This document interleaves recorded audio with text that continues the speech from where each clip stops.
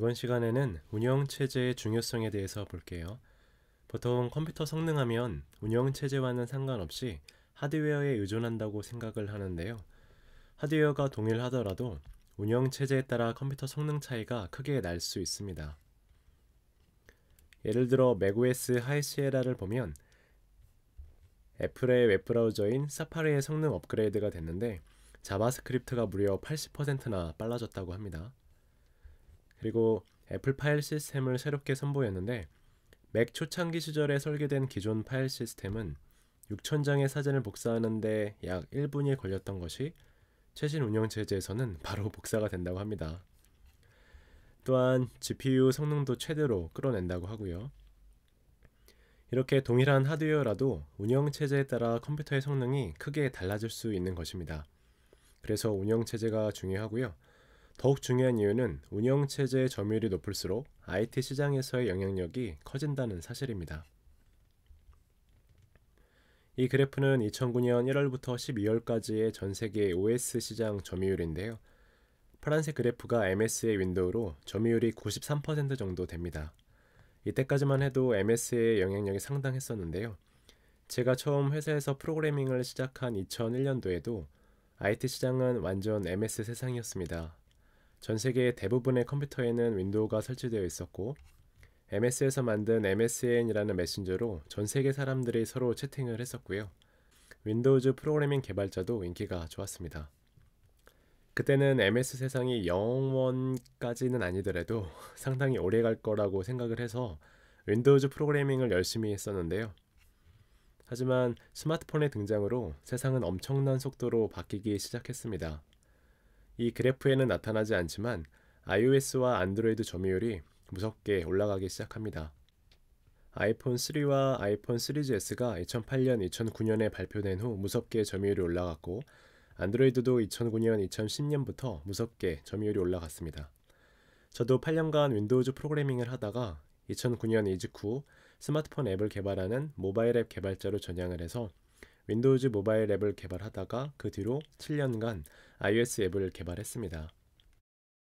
이 그래프는 2017년 전 세계 운영체제 점유율인데요. 구글의 안드로이드가 40%를 육박하며 1위를 달리고 있고요. 앞으로도 더욱 늘어날 것으로 보입니다. 이 그래프는 데스크탑 컴퓨터와 모바일 기기를 전부 합친 점유율이고요. 데스크탑을 제외한 모바일 기기만의 점유율을 한번 보면 2017년 12월 기준으로 안드로이드 73%, iOS 20%, 반면에 윈도우의 점유율은 0.7%에 불과합니다. 또 다른 통계로 넷마켓쉐어라는 사이트 통계가 있는데요. 그 통계를 보면 안드로이드가 60% 후반, iOS가 30% 초반으로도 나옵니다. 이렇게 구글은 안드로이드의 높은 점유율을 통해 광고 수익 등으로 수십조의 매출을 올렸는데요. 사실 구글이 안드로이드를 인수하기 전에 삼성에게 먼저 인수 기회가 있었습니다. 안드로이드를 만든 앤디 루빈이 자서전을 통해 밝히기도 했었는데요.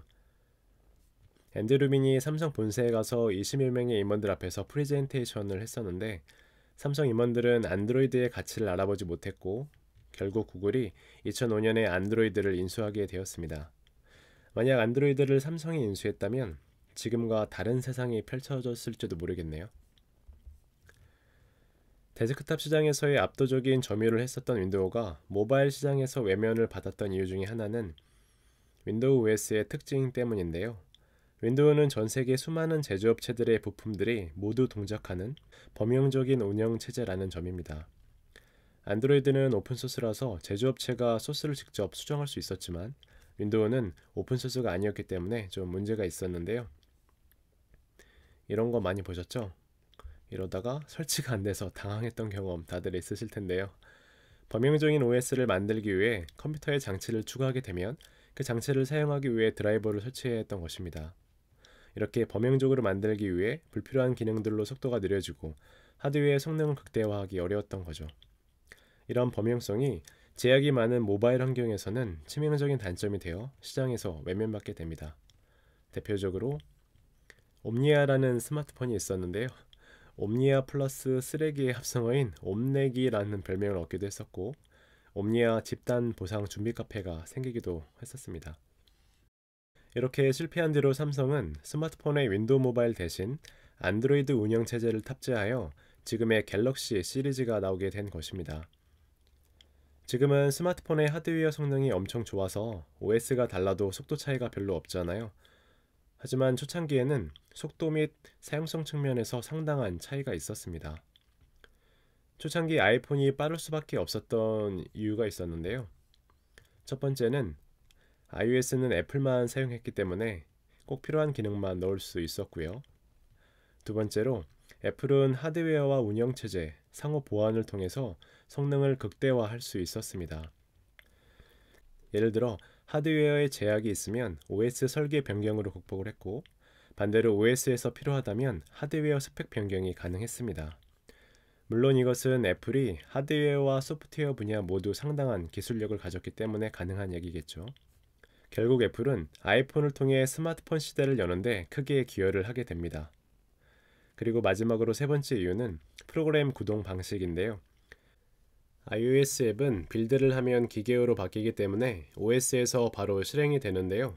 반면 자바는 컴파일하면 .class라는 바이트 코드로 변환되는데, 바이트 코드는 기계어가 아니기 때문에 OS에서 바로 실행되지 않습니다. 그래서 중간에 가상 머신을 둬서 OS가 이해할 수 있도록 번역하는 단계가 필요하고, 상대적으로 속도가 느려지는 단점이 있습니다. 대신 커다란 장점도 있는데요.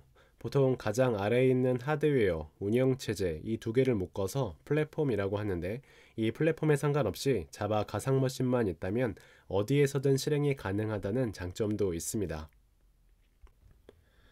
네, 여기까지 MS, 삼성, 구글, 애플과 관련된 운영체제 얘기를 좀 했는데요. 우리가 학교에서 역사를 배우는데 역사는 왜 배울까요?